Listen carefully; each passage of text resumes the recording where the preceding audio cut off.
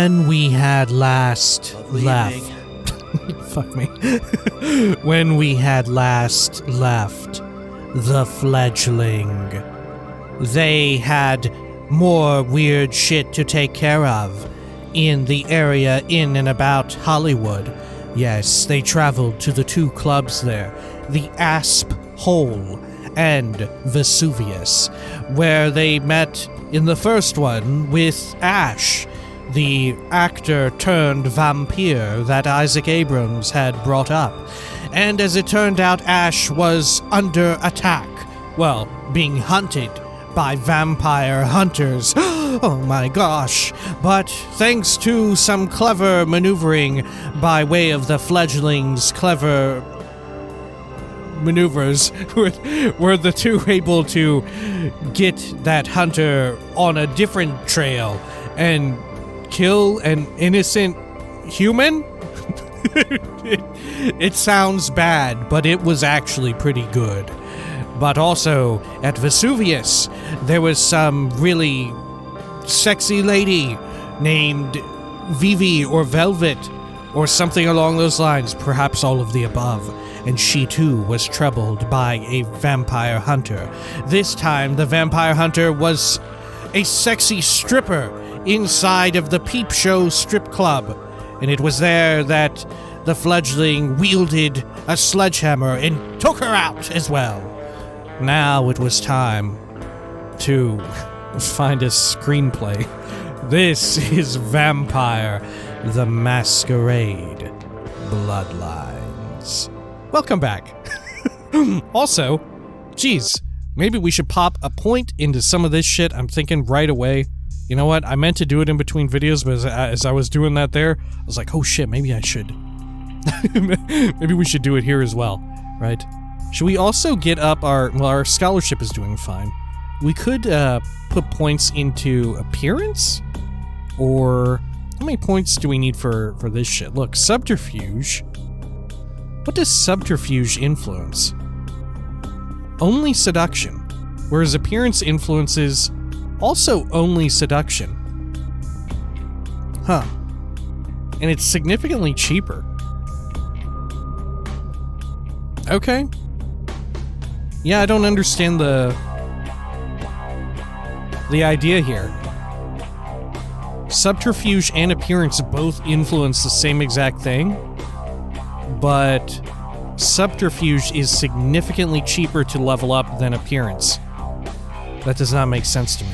Unless, I think someone alluded to this before when I asked, maybe like our attributes and abilities get pulled in for certain checks later on down the line. Right, so maybe there will be not a seduction check, but an appearance check or subterfuge check. Maybe? Either way, I'm popping a point in right there. And let's see, what's our ranged at? We could put a point into firearms. If we wanted to, we could also do perception. I think let's do one in firearms. F it. There we go. Look. Best of both worlds. Wonderful. Okay. Accept. And let's see. So our next level here for this, for firearms again, is only 9, which is still significantly cheaper than perception. So I think we'll go that route again next time we get the XP. Anyway, let us head on out, not to get the screenplay just yet, because someone wrote in saying that, indeed, I should definitely check my email. Which makes sense, because you know who we often get emails from? Maximilian Strauss. And we did help that motherfucker a lot just recently. So take me to downtown, if you will. There we are. We'll probably also get an update from Heather, right? Okay. Let's see. Let's head on over. If I can even remember where to go. Oh dear. Oh shit, should we check in here? We did complete like 2 quests, right? We should check in here for maybe some more money. Certainly. Okay.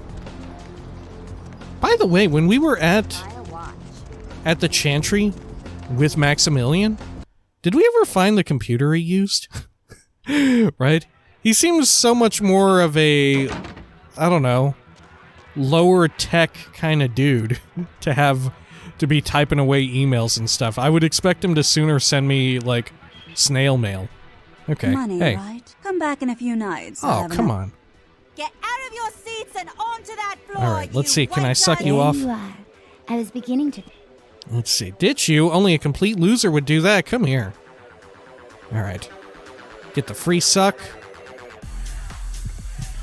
Man, we almost synchronized that with the music dropping the beat. Okay. There we go. Good. Almost full.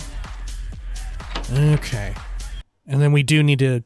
Right, we need to check our email, and we'll probably get an update from Heather. Maybe something horrific will have happened as well with Heather.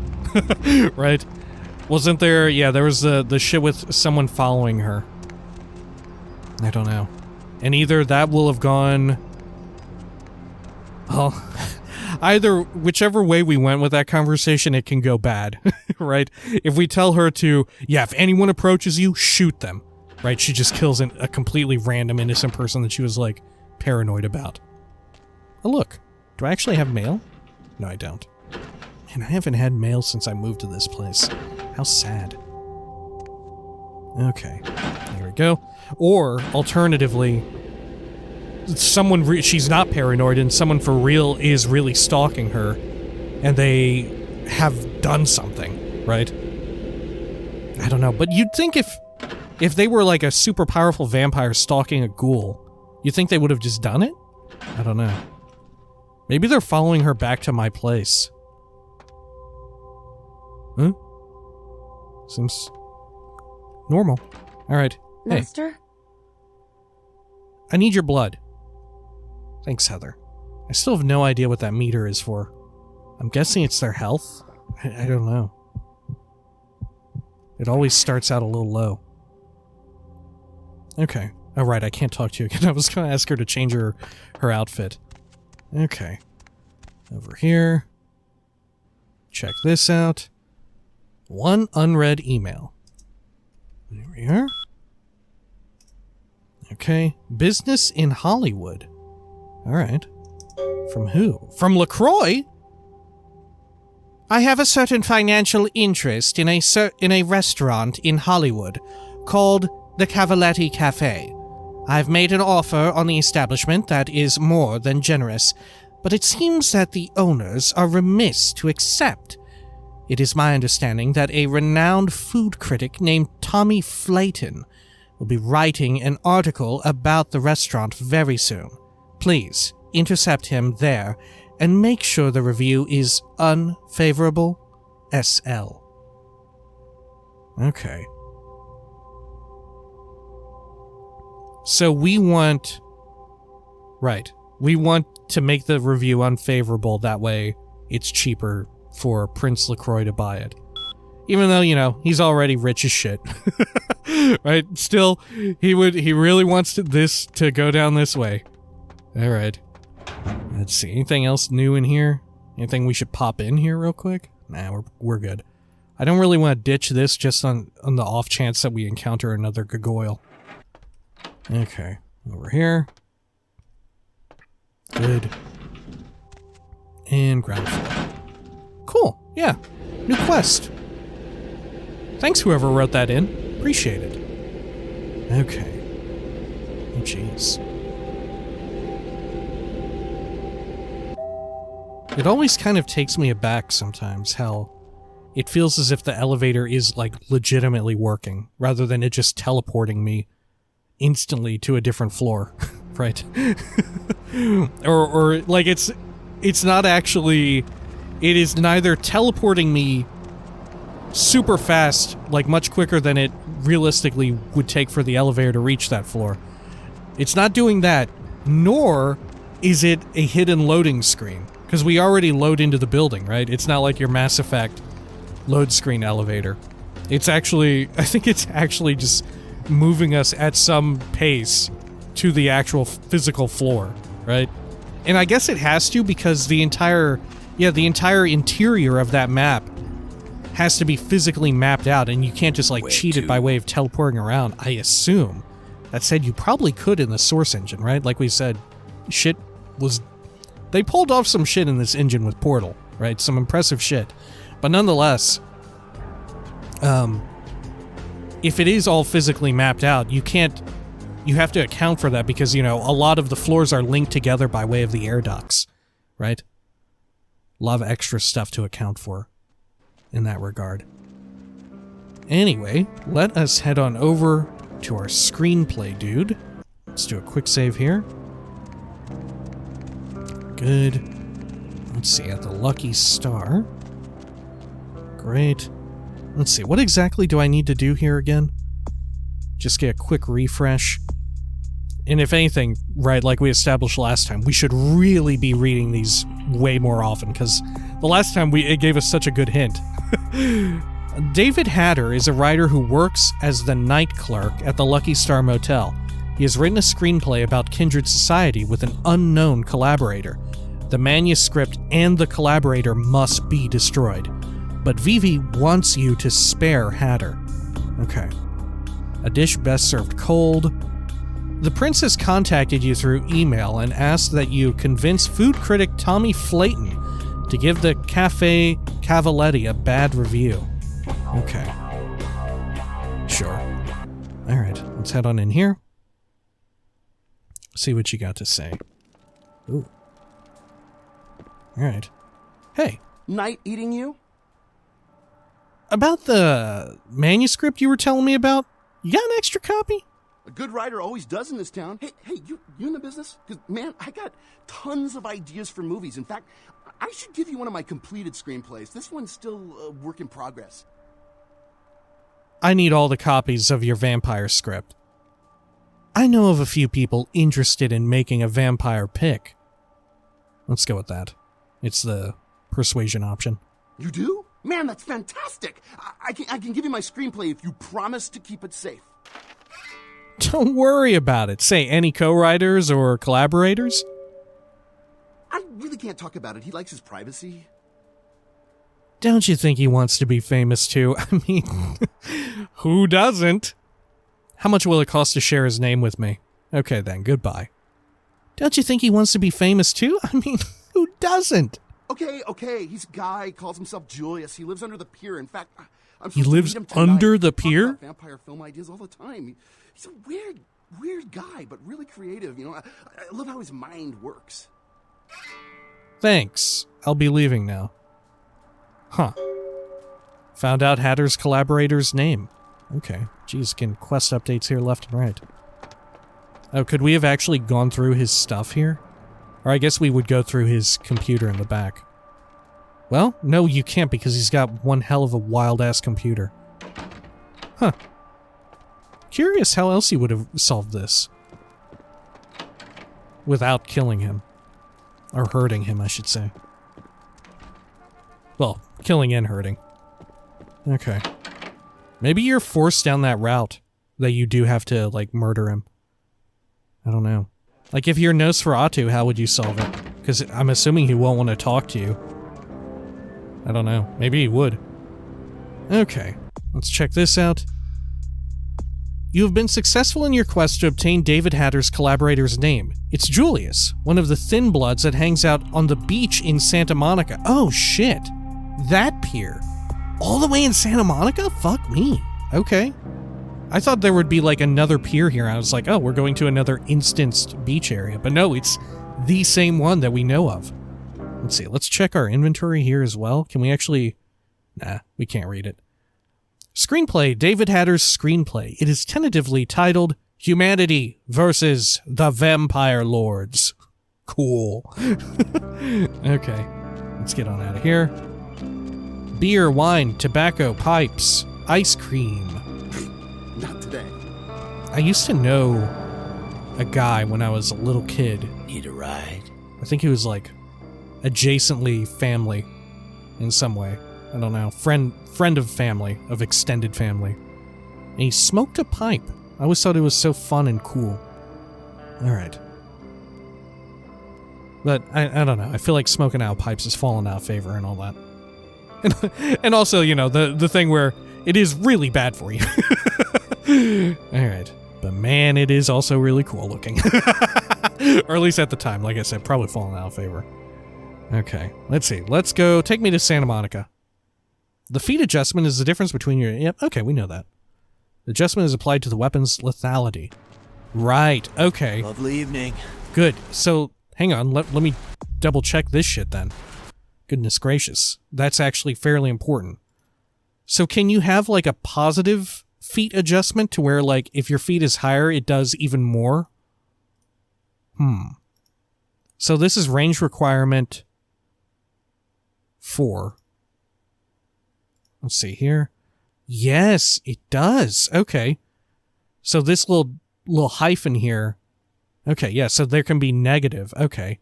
So lethality of this 10 minus 3. Okay, and then this 9 minus 2. Okay, and damage potential, does that mean the cap? The one thing, though, that I don't understand is what does base damage mean? The lowest it can be after feat adjustments? I have no idea. Huh. Like, I don't understand how to read this, is what I'm getting at. Like, I assume... Okay, I understand melee requirement, right? That determines your feat adjustment relative to your melee combat requirement on the item relative to your character's stat or various combat requirement, whether it be ranged or melee. That determines your feat adjustment, right? So then lethality is adjusted by the feat adjustment. But what the fuck does base damage mean? I'm assuming damage potential means the highest it could go. Is base damage the lowest it could go? So, like, if you were so low on melee combat requirement, could you get it to where it's, like, -7? I don't even know if you could, though. Or maybe that also accounts for armor, right? Yeah, base damage also accounts for enemy armor. Or soak. Armor and soak. Or I think those are the same. Okay. I think it's making sense. And I do assume damage potential means maximum possible damage, right? I assume? Okay. So when we, like, buff up our shit with blood buff, we probably get a bonus to this, right? And then over here, let's see. So feat adjustment is 2 positive. For that, it's -1. Okay. Sure. Huh. Well, no, I don't know then. I don't know. I don't understand what damage potential means. Yeah, I have no idea. Okay, weird. All I know is that I want the numbers to go up. Right? I want those numbers. Gotta get them up there. Okay. Let's see. Let's head on out over to... Oh, fuck me. Where were we even going again? Oh, Jesus. Let's see. I got so distracted by thinking about the stats and all that. Right, yeah. The beach. Okay. Head on over here. We're full up on all of our vampiric necessities. Our creature comforts are good to go. Let's do a quick save as well, just in case something horrific occurs. Okay. What was this person's name? Let's see. Julius. Do I know a Julius? God, he's not the... No, he's not the guy we killed because that guy wasn't a vampire. Who of these folks is Julius? Maybe it's a different guy that we haven't met yet. I don't remember any of them being called Julius, do I? Huh. Oh shit, it's just you out here now. Are you Julius?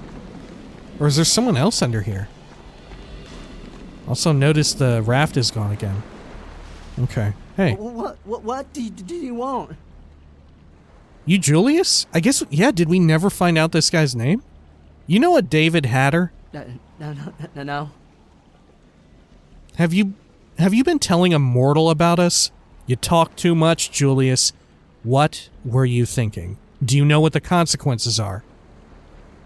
Have you been telling a mortal about us?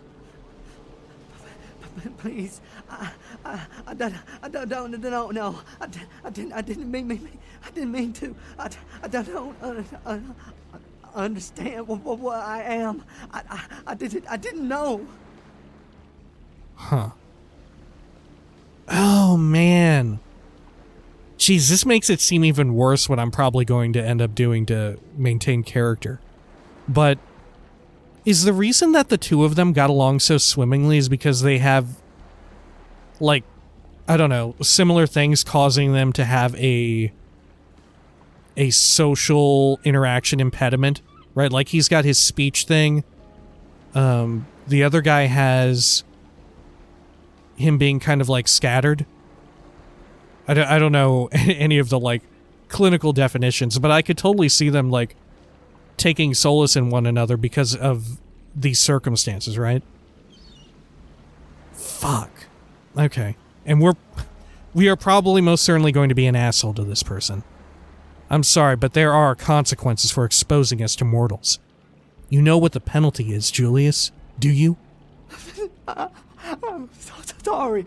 Please, I'll never do it again. Julius, the punishment for talking is death. No. Oh, God. They aren't my rules. You understand? Please, find your heart. Please, find your heart. If I let you go and they find out, I could be risking my life. I'm sorry, Julius. I wish there was another way.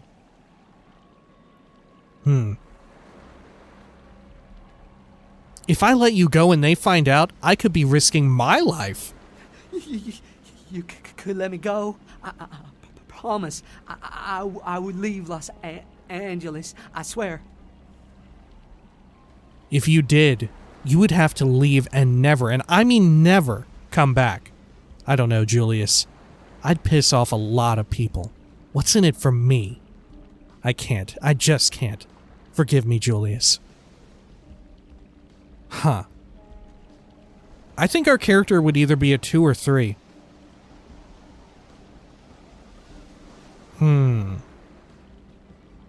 I think we're selfish. We're selfish enough to want to, like, right? We're willing to do a good thing, but what's in it for me? You know, that feels right. That feels right. I don't know, Julius. I'd piss off a lot of people. What's in it for me? I don't have much. Just some money. $100 or so. Keep it, but you leave immediately. You come back to LA, I'll kill you. Alright, give me what you got and get out of town. I see you again, it's over. $100? That's not enough. Sorry, Julius, I've got too much to lose. Ooh. You know, I was kind of tempted by this, but also, us being kind of like, almost disgusted by how little it is. That feels very in character, too. Oh,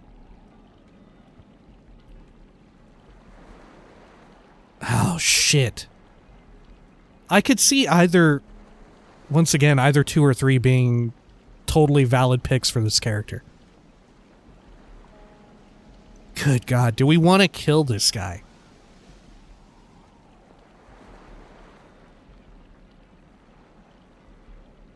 Our character, well... Also, I wonder, what if this is like a test from Velvet or whoever? I don't know. Because if it is a test, I might want to intentionally fail it as well. Right? I might want to intentionally reveal to her that I'm kind of an asshole. Because that feels in character to reveal that to her.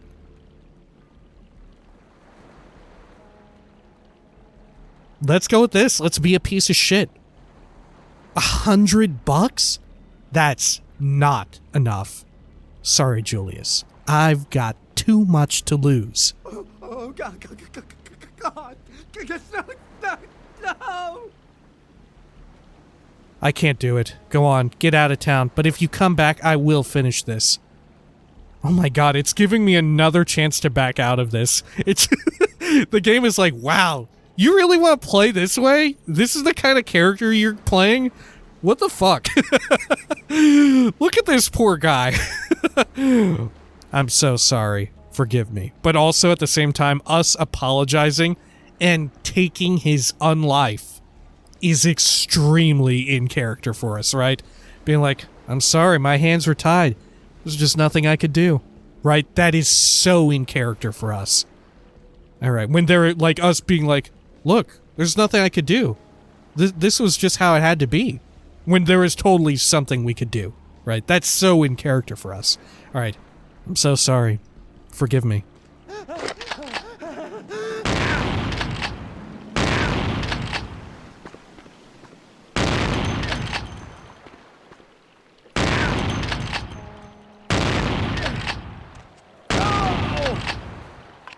Okay, he's pretty tough.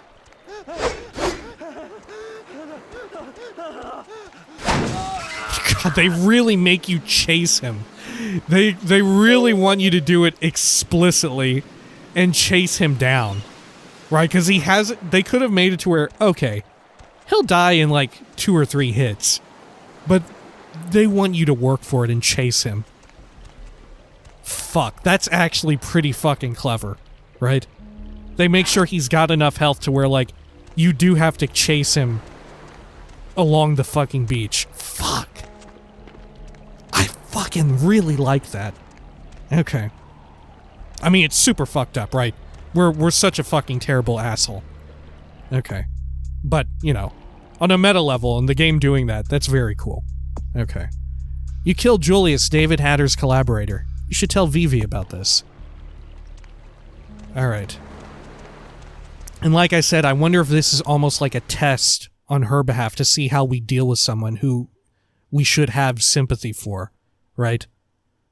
Especially if we're trying to portray ourselves to her as being someone who is full of sympathy, but then we go through with it in this way, then we show our true colors, and our true colors is that, yeah, we actually are like an inhuman asshole with like very little empathy for other people, right? We're just like a terrible piece of shit. Okay, let's get on out of here. Alright. Down this way. Do I need to stop by for more blood packs? Nah, I've got 10 out of 10. Yeah, we're good. I mean, I guess I could stop by, like... Should I stop by Mercurios and see if he's got anything new? Probably not, because we already... Like, we haven't done a big major quest. I don't think he'd get anything new, but we are right here. We may as well check. If anything, we could buy some more, more shit, right? Anything more I can do for you tonight? shells. Need some equipment. Should we buy some more? I think so. There we go.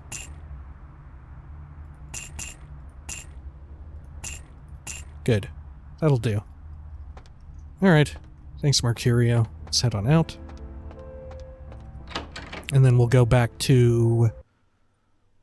I almost said downtown, but no, we need to head over to... What do you call it? To... Hollywood. There we are. Good, good, good. Alright. I've been pretty impressed with... like, the variation in choices. And, like, when I first set out, kind of, like, committing to my headcanon, the kind of, like... shitty shitty character that we were going to play. Like, from the beginning, I was like, yeah, I think I'm going to play as, like, kind of an asshole. And I wasn't sure exactly how exactly I wanted to play, because, you know, I didn't know what degree of support the game would have as far as, like, picking dialogue options was concerned. Like, I didn't know how much nuance would be there. But it's kind of afforded me enough to be able to, like, realize exactly what kind of asshole I want to be, right? Pretty, honestly, fairly impressive for 04, right? And especially for, like, an action RPG immersive sim combo. Okay. Let's see. Fuck, where am I going again? Sorry, I got so caught up thinking about how good that shit is, and then forgot, like, where the fuck am I going? Where is Vesuvius? Right over here. Okay. Also, once we finish this, we need to check in with David Hatter. I think we should definitely do that and see if he has anything to say after the quest updates and all that. Okay. Good. I'm very curious as to what her response will be to this. Because she may not, it may not be a test and she may not know who this person is, right? Because it seems as if she's a fairly, like, she's willing to, like, have her heart out for random ass humans and all that stuff, right? She doesn't seem like a strictly by the book, super rules adherent person herself. Like, if she knew the situation, she would probably want us to spare Julius, right? Look who's back. Vivi. Couldn't stay away, could you? About Hatter. Mm-hmm. Here's Hatter's screenplay. Oh, I suppose I should just tear it up. But I can't. I can't rip up the product of that man's soul. Here, would you tear it up for me? I don't think I can't. Sure. Our character totally would, yeah. Sure. Thanks. I found out the name of his source. Are they? I mean, did you? It's taken care of. I don't know. I wonder... What? And I guess it's meant to be intentionally vague enough to be open to interpretation. But do you think she actually is sincerely like a kind-hearted person? Or do you think she simply wants someone else to get their hands dirty? Because she doesn't want that on her own conscience, even though it should be, right? But it's a way to, like, relieve herself of guilt. Right? Like, case in point with the screenplay. I mean, obviously the bigger deal is, like, all the killings that we have done for her. But do you think she's actually something of an asshole? In that she wants these killings to be done? I mean, well, she didn't want David Hatter killed. And she didn't know the full extent of the situation with Julius. I guess I'm wondering, like, how do you think she would have reacted to the Julius situation? Because it seems like she's unaware, and this was not, like, some weird test or whatever. I think she is genuinely sympathetic toward folks. I think she is genuinely, like, a kind-ass person, right? I don't think she would... This is actually some weird ploy for her to absolve herself of guilt of doing whatever, right? I feel like that's the read. But I guess it is technically open enough to where you could interpret it a different way. Right? Or maybe I'm off base there. Anyway, it's taken care of. No, not yet. I'll do it right away. It's taken care of. It must have been difficult. But take some comfort in knowing if you hadn't, someone else would have had to. I do appreciate your help. A lot. Masquerade redemption, of course. Did we lose humanity, I wonder? No. Okay. How much do you appreciate it? Can't you tell? I simply adore you. You're so sweet to me. The way you protect me. What would I have done had you never come in here? Oh, why can't they all be like you? The world could be so beautiful. Here, take this. A reminder of the beautiful girl whose heart you stole. Vivi's autographed photo? Okay. We did also get 1 XP. Alright. My pleasure. Thanks. Oh, maybe it's worth a lot. Maybe that's the idea. Maybe I'm supposed to sell this? Let's see. It has something on the back like a barcode or whatever. Oh, that's the autograph, isn't it? Wild, her autograph is a barcode? How mysterious. The world of darkness keeps on delivering. Vivi's autograph photo. I may be delivering a memento of moi to your Haven computer, but this should tide you over for now. Love, Vivi. Oh my gosh. I guess we should check our computer then, huh? Okay. Should we talk to her again? See if she's got anything else to say? Look who's back. Vivi. Couldn't stay away, could you? I had some questions. Do I? Oh, right, yeah. Okay. Tell me about yourself. Forget it, I've got to go. Okay. Man, I want to hear her takes on these other things. Okay, questions. Know anything about a snuff film? No. Are you into that kind of thing? Ugh. Oh, she's disgusted. Okay. Another question. And fair enough, frankly, right? Like, that's totally inappropriate, especially if, yeah, that's entirely an appropriate response as someone who is, like, a sex worker, right? Because snuff films are incredibly, like, it's it's possible, but it's very difficult to get worse treatment for someone who is, like, a sex worker, right? Like, fuck me. All right. What's to do in Hollywood? Mingle, sightsee, chat, and me, of course. Another question. What can you tell me about Ash? Ash. Isaac does so love him. We're like step-siblings, Ash and I. Really? But I think Ash is reckless. He's never been comfortable with what he's become. And he's getting careless. Another question.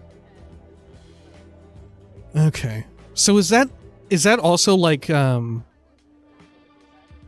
point of comparison between the two of them, how they're like caring about business, right? If Ash is more brash and, I don't know, loose and uncaring about, and almost like self-hating with regards to the vampirism, right? She's like the opposite. Is that the idea? That they're meant to be two sides of a coin? Right? And she's very much trying to like cover shit up. And she's very, I assume, it seems like she enjoys being a vampire. Because she hasn't expressed anything aside from that. She hasn't expressed anything beside that point, I don't think.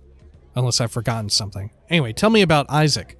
I adore Isaac. He's the father I never had.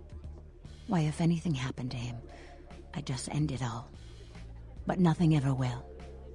Isaac's gifted, a saintly patron of the arts, and the most respected kindred in this city. Okay. Another question. It is interesting that she's so pro-Isaac Abrams. And I assume? I guess I don't know. So pro-Anarch movement. Despite the fact that she's also so staunch on, like, the Masquerade and the rules of the Camarilla. That she went so far out of her way to say that when we killed this person, like, well, it is, have solace in the fact that even though, like, you did this and it hurts now, but someone had to do it. It had to be done, right? That was her take. I don't know. Like I said before, there's two ways to read into her character, I feel like. I'm not sure. I feel like it's totally intentionally open to interpretation. Okay. I have to go. Huh. Okay, cool. Let's go check in on David Hatter, right? Okay. I do kind of like certainly some of the like there's every time we go to a new place, you know, there's side quest characters and all that who get kind of tossed to the wayside. But I don't know, the game does a pretty good job at making the stakes feel more vampire, but making the stakes feel kind of, I don't know, more important. Maybe it's because of how like every interaction, every side quest interaction is a way of exploring, at least in my opinion, the ultra interesting world of darkness shit. Right? And a way of, like, your character, of building your own character in that world. I don't know. Just something about it really works for me. Ever since I brought it up earlier, I've really been thinking about, like, this game in comparison to Cyberpunk 2077, which I feel like had a shitload of shortcomings, right? 2077 did. And I feel like a lot of the writing just did not do it for me. But a lot of the writing here is extremely doing it for me. And they do have like a lot of similarities, right? Like a lot of the, no spoilers for 2077, of course. We'll just talk like generalities. But with 2077, it was like aiming for kind of a similar vibe, honestly, I would say. Like a lot of the vibe of the world is like this very horny, kind of like almost like edgelordy, edgy sort of take on the world and all that, right? It's like I totally can see very clear similarities to the overall atmosphere and aesthetic of the, I don't know, of the world, if that makes sense. But I don't know, like, how exactly is it that this is doing it more for me than that game did? Because in 2077, I found it more, like, abrasive and irritating, but here I find it, even when it does something really stupid, well, okay, when it does something that's really, like, outdated, that still feels really outdated, right? But I guess I'm willing to excuse it more because it's from, like, I guess almost 20 years ago now. So I'm more willing to, like, be like, okay, for almost 20 years ago, this was kind of ahead of its time, whereas, you know, 2077 came out definitely not 20 years ago. But that stuff aside, even when it gets kind of like the writing gets a little dumb, it's very charming to me, whereas in 2077 it's like irritating. I feel a little like, okay, come on, what's going on? I don't know. What is the difference? What's the distinction that may be causing, like, that feeling? Because I do think they feel fairly similar. I don't know. Another interesting point of contention is how, like, in 2077, I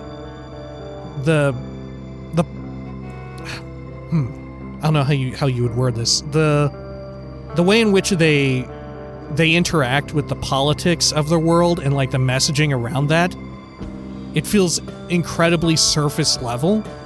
But in here, it feels like they actually have, like, even when they don't nail the landing here, it feels like they have heart and are sincere about the intent. And it feels like even when they fuck it up, it feels like there's a lot of, like, they tried or whatever, right? Even if it doesn't always, like, perfectly land very well, it feels like they are actually getting to something. Like they have a goal in mind, a deeper meaning for what they're doing, right? Especially with regards to, like, a lot of the political situations with the various vampire groups, the clans, and the like the Anarchs and the Camarilla, right? I don't know. I'm trying to think of, like I said, just in general, I've been trying to think of, like, the differences that separate the two of them. Because ever since I compared them, I can't help but think of how similar they are, but at the same time, how much more this is doing it for me than that game did for me. And maybe for other people, that's the complete opposite, right? Maybe, like, sure, maybe there's people who, like, this game, it totally bounces off of them. All the stuff that I find goofy and all that, it really bounces off of them and makes them unable to take it seriously, and they don't find it charming at all, right? And maybe 2077 really did it for them. But for me, it's like, well, not to bring up the same analogy earlier, but it's like two sides of the same coin, right? They're very similar, but one totally fucking does it for me, and one really just did not, right? Huh. I don't know. It's difficult to, like, articulate and think about what exactly is the key point of contention there, or the key difference there. I don't know. But it's been very fascinating for me to, like, keep in the back of my mind. I don't know. Maybe it's the same for you as well, general viewer, and if that's the case, I don't know, it's definitely something interesting to think about. Alright, let's get on in here. We'll have some words with David Hatter real quick, see if he says anything new. He very well may not. Alright, hey. Night eating you? I don't know. Okay, nothing. Fair enough. Alright, fair enough. Okay. Maybe we'll call this one a little bit earlier, right? Yeah. Yeah, we'll call this one a little bit earlier, because I need to get some videos rendering. I decided to record this one immediately after. Alright, yeah. So when next we come back, I suppose we will check in on this cafe. Cafe Cavaletti, right? Very cool. Until next time, please take care of each other.